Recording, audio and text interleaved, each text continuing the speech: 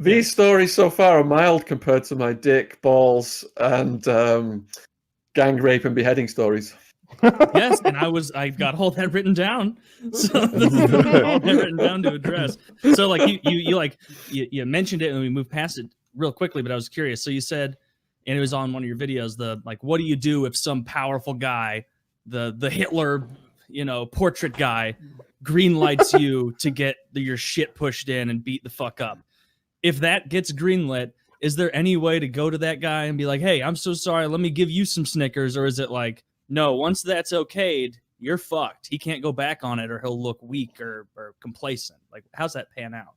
Prison rape is so common, there's a rape class now that you have to attend under PREA, Prison Rape Elimination Act. Yep. It's mandatory. A rape class. Did you learn anything? Are you better at raping now than before? Prisoners were joking on the way to the rape class. I went to the rape class myself. So you watch a video, and there's some guys in the day room, some predators. The young prisoners coming in are hungry. If they take food, they're in debt. And once they got you in debt, they got you. They say, look, you got to pay this debt or else we're going to kill you. Well, I got no money. Well, you're going to go in that cell over there, do whatever he says, and that will pay your debt off.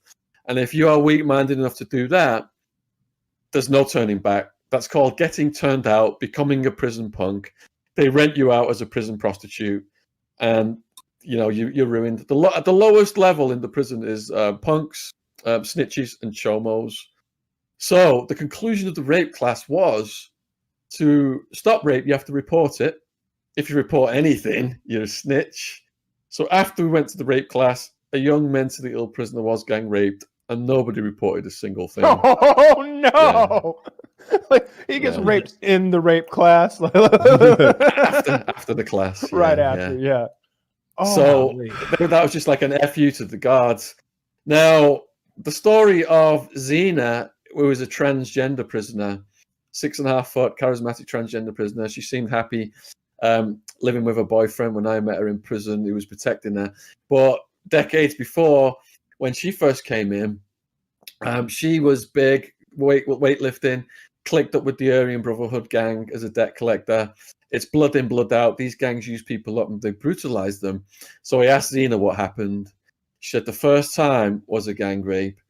They beat me until I was unconscious, raped me while I was unconscious, and shoved things inside my body. I said, well, what did they shove inside your body? A broomstick. I said, well, how did you know they were raping you if you were unconscious?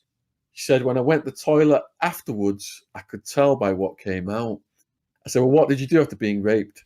I sat in my cell waiting for the scars to go. I got moved to another yard, but the same thing happened. They beat me up, raped me, used me as a sex toy, a prostitute, a punk. There's no recourse, no one to talk to. You can't go to the guards. They'll throw you in a dungeon for months or years and say it's for your own protection. You can do absolutely nothing other than kill the perpetrators. The victim is labeled a rat, a punk, and considered less than human. I said, did you think about killing the people who did this? Yes, I did. I also thought about killing myself, and I still do sometimes. And then Zena started crying. She couldn't answer any more questions. But she came back because we were writing a blog to raise awareness of prison rape. And when she came back, I said, does this mostly happen to youngsters? Yes, it does. But it can happen to anyone. Big, bad dudes, skinny, ugly. People who aren't street smart, who don't understand the mentality of ghetto life, they get picked on the most. I said, well, how did you stop it? I took the abuse for as long as I could and I started fighting. I won most of the fights. When I stood up and told them I didn't care about living or dying, it stopped. You've got to be ruthless. Now, that is understatement. Zena hadn't told me the truth as to how she stopped this gang raping business because she didn't want to risk getting in trouble for what she'd done. Zena was studying anatomy, and the next 2 times the gang members came to rape Zena, the first member of the gang to put his hand on Zena plucked his eyeball out. Holy shit! So it was dangling from the optic nerve. And that's what I thought when I first heard that story. Holy shit, is that even possible? So I had a workout partner called Iron Man in prison, and he told me to join a dojo. He told me to join a dojo when I got out. So I did karate for almost 10 years. And they teach us in karate, it's called bird beak strike. You just go bam into the eyeball like that, and it comes out on the optic nerve. Now, Xena did that twice, 2 separate occasions. That's what I'm laughing at, by the way. They came back to rape her again, and she did it again. So what's so funny is that she plucked an eye out, and they still came back. Yeah. So they classified her as extremely dangerous because that eyeball, when you put it back in, it just doesn't go back in snugly and behave normally. The fluid coating the brain can leak through the socket, and you can die. You can be blinded. You know, it can really mess your visual apparatus up. I'm let's confused. say. So Xena was a woman, and men were raping her. Why were they together? I missed something. She's okay. So Xena was a trans prisoner, 6.5 foot. Oh. When she first came in, decades before she'd met me, she was big and weightlifting, and she was a debt collector for the Aryan Brotherhood. Now, when I met her, she was tall, skinny. She was making melting plastic and making sex toys. She had her own beaded G-string. And she's cool.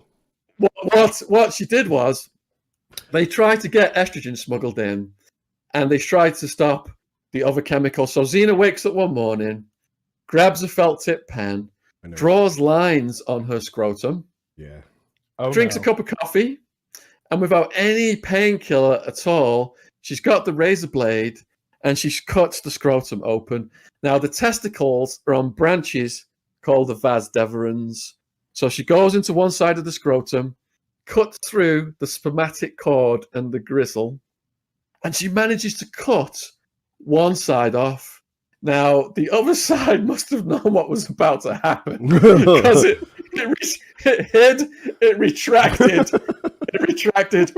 So now she's got her hand in her scrotum, up in her gut, searching for this other testicle. This is horrible.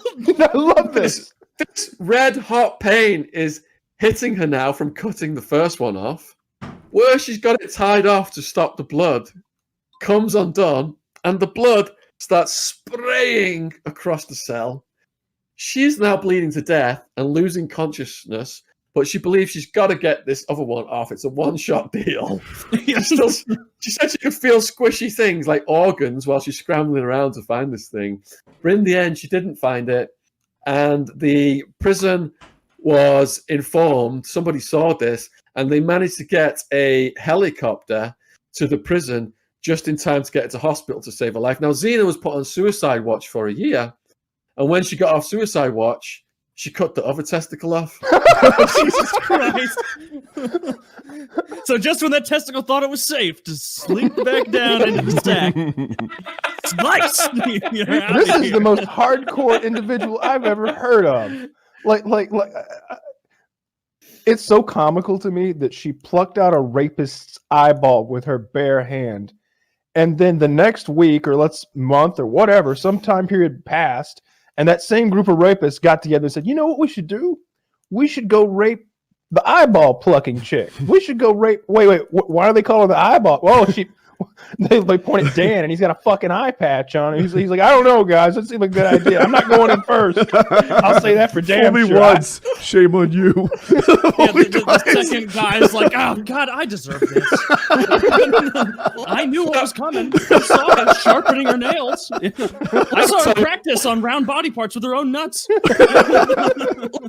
Let me tell you what happened next then. So, all right. So, rape attempt 1, eyeball comes out. Rape attempt 2, eyeball comes out. Is she big and strong during the eye plucking, or is she the later? Yeah, she was collecting debts for the Aryan Brotherhood. At that 6.5 foot. Okay. Yeah. That's a big. So eyeball comes out 2 separate occasions. Eyeball comes out. They classify Xena as extremely dangerous, and they move on to some of her friends. Now, one friend is gang raped.